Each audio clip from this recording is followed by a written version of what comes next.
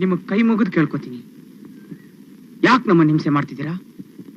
ಯಾವ ಕಾರಣಕ್ಕೋಸ್ಕರ ನಮ್ ದಾರಿ ಗಡ್ಡ ಬರ್ತಿದ್ದೀರಾ? ನಾನ್ ನಿಮ್ಮನ್ನ ಹಿಂಸೆ ಮಾಡ್ತಿದ್ದೀನ? ನಾನ್ ನಿಮ್ ದಾರಿ ಗಡ್ಡ ಬರ್ತಿದ್ದೀನ? ನಿಮ್ ಮಾತು ನನಗೆ ಅರ್ಥ ಆಗ್ತಿಲ್ಲ. ಹಾಗಲ್ಲ ಮಿಸ್ಟರ್ ರಾಜ, ನಮ್ಮನ್ನ ಅಂದ್ರೆ ನಾನು ಗೀತಾ, ನಮ್ಮಿಬ್ಬರ ಪವಿತ್ರ ಪ್ರೇಮದ ಮಧ್ಯೆ ಬಿರುಗಾಳಿ ನುಗ್ಗದಾಗ ನುಗ್ಗಿ ಕ್ರಾಂತಿ ಹಬ್ಬಿಸ್ತಿದ್ದೀರಾ ನೀವು.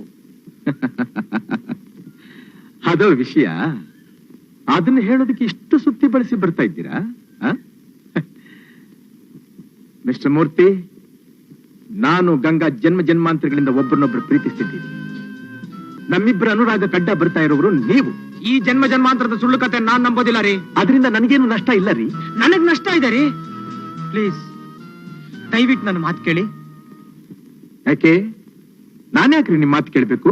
ನಾನ್ ನಿಮ್ ಸ್ನೇಹಿತ ಅಂತ. ನಾನ್ ಏನ್ರಿ ನಿಮಗ್ ದ್ರೋಹ ಮಾಡ್ದೆ? ನಿಮ್ ಮಂತ್ರಾತ್ಮನ್ ಕೇಳಿ ಹೇಳುತ್ತೆ. ಹಾಗಾದ್ರೆ ನೀವಿನ್ನು ಗೀತನ್ನು ಮರೆಯೋದಿಲ್ಲ? ಆಡಿದ ಮಾತನ್ನ, ಮಾಡಿದ ಸಂಬಂಧನ ಮರೆಯೋದಕ್ಕೆ ನಾನು ನೀವಲ್ಲ. ನಾನು ಹುಟ್ಟಿರೋದೇ ಅವಳಿಗೋಸ್ಕರ, ಅವಳು ಹುಟ್ಟಿರೋದೇ ನನಗೋಸ್ಕರ. ನನಗೂ ಅವಳಿಗೂ ಮದುವೆ ಅಂತ ಲಗ್ನ ಪತ್ರಿಕೆ ಆಗ್ಲೇ ಪ್ರಿಂಟ್ ಆಗಿದೆ. ನಿಮ್ಮ ಅವಳ ಮದುವೆ ಬರೀ ಪತ್ರಿಕೆ ಲಚ್ಚಾಗಿದೆ ಅಷ್ಟೇ. ನನ್ನ ಅವಳ ಮದುವೆ ಸ್ವರ್ಗದಲ್ಲಿ ನಿರ್ಧಾರವಾಗಿದೆ. You must know my marriage is already decided in Heaven.